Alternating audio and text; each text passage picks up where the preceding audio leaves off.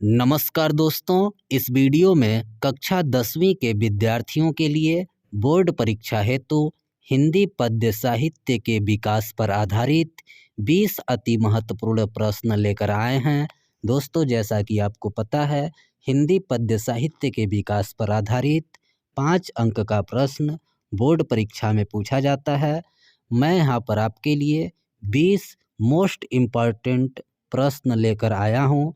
यह board exams में कई बार पूछा जा चुका है और इस बार भी आने की संभावना है, इसलिए आप इन्हें ज़रूर तैयार कर लीजिएगा। पहला प्रश्न है आपके सामने, कला और बूढ़ा चांद कृति के रचयिता कौन हैं? कला और बूढ़ा चांद।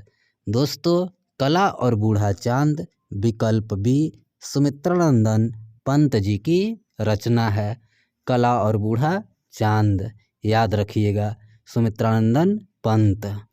अगला प्रश्न है आपके सामने, तार सप्तक का प्रकाशन वर्ष है। तार सप्तक का प्रकाशन वर्ष दोस्तों 1943 है। विकल्प ए सही उत्तर है। तार सप्तक का प्रकाशन वर्ष 1943। एक प्रश्न और यहाँ से बनता है कि तार सप्तक के प्रकाशनकर्ता कौन थे? तो दोस्तों, तार सप्तक के प्रकाशनकर्ता अज्ञेय जी हैं, याद रखिएगा।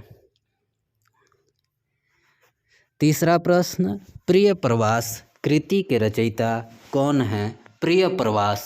दोस्तों, प्रिय प्रवास कृति के रचयिता अयोध्या सिंह उपाध्याय हरिऔध जी हैं। हरिऔध का पूरा नाम है अयोध्या सिंह उपाध्याय हरिऔध। अगला प्रश्न देखिए, चौथा प्रश्न, भूषण किस काल के कवि हैं? भूषण आदिकाल, भक्तिकाल, रीतिकाल, आधुनिक काल, किस काल के? भूषण दोस्तों रीतिकाल के वीर रस के प्रमुख कवि हैं, याद रखिएगा। भूषण किस काल के? रीतिकाल के। प्रश्न संख्या 5, कामायनी महाकाव्य के रचयिता कौन हैं? कामायनी। तो दोस्तों, कामायनी जयशंकर प्रसाद की प्रसिद्ध छायावादी महाकाव्य है, याद रखिएगा। एक प्रश्न और बन सकता है, कामायनी में कितने सर्ग हैं? तो दोस्तों, कामायनी में कुल 15 सर्ग हैं। कामायनी किस युग की रचना है? तो छायावादी युग की। और कवि कौन हैं? जयशंकर प्रसाद जी। प्रश्न संख्या 6, छायावादी युग की प्रमुख विशेषता है। इनमें से कौन सी विशेषता छायावादी युग की प्रमुख विशेषता है?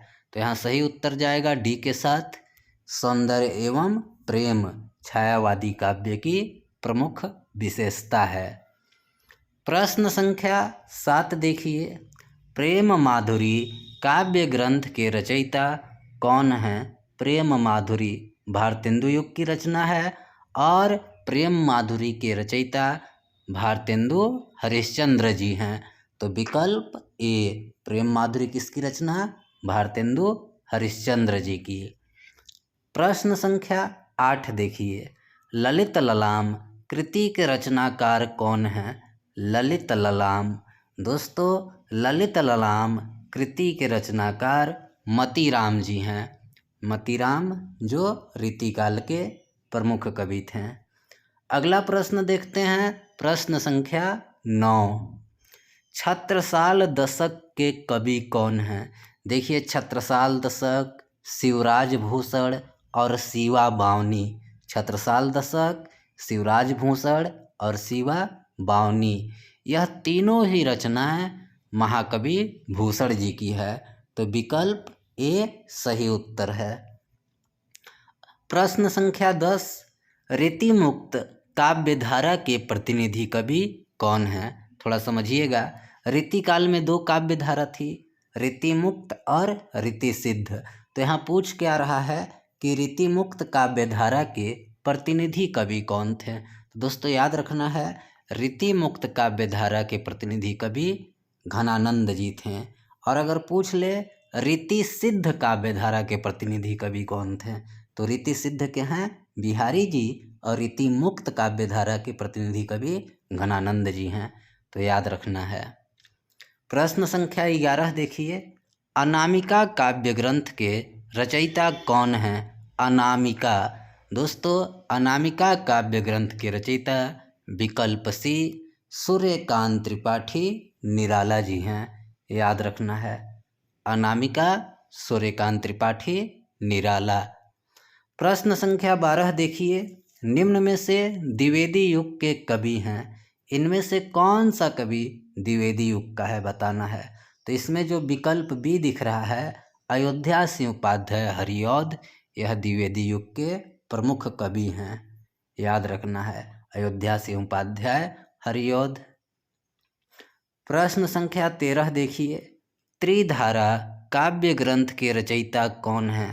त्रिधारा, एक और इनकी रचना याद रखिएगा मुकुल, त्रिधारा और मुकुल, यह दोनों काव्य ग्रंथ के रचयिता दोस्तों सुभद्रा कुमारी चौहान जी हैं।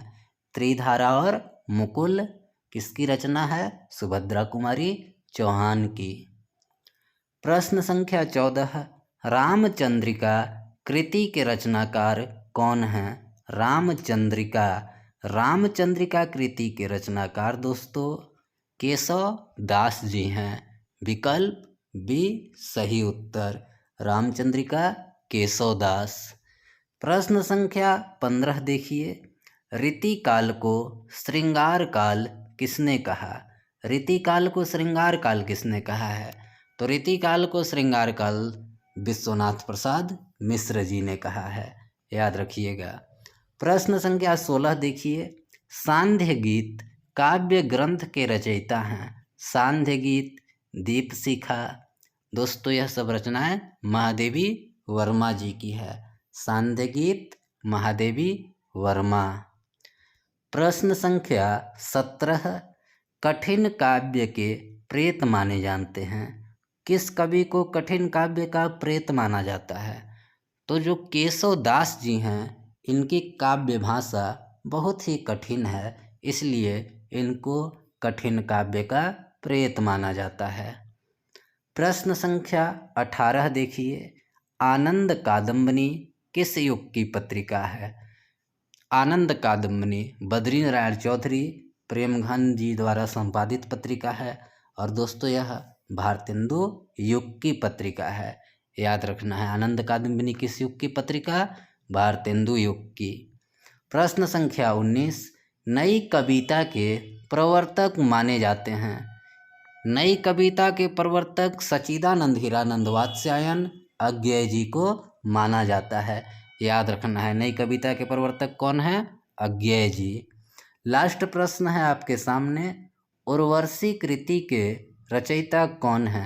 उर्वशी, दोस्तों उर्वशी रामधारी सिंह दिनकर की रचना है, याद रखना है उर्वशी रामधारी सिंह दिनकर। वीडियो अच्छा लगा होगा तो लाइक कर दीजिए, साथ ही चैनल को सब्सक्राइब कीजिए। वीडियो देखने के लिए आप सभी को धन्यवाद।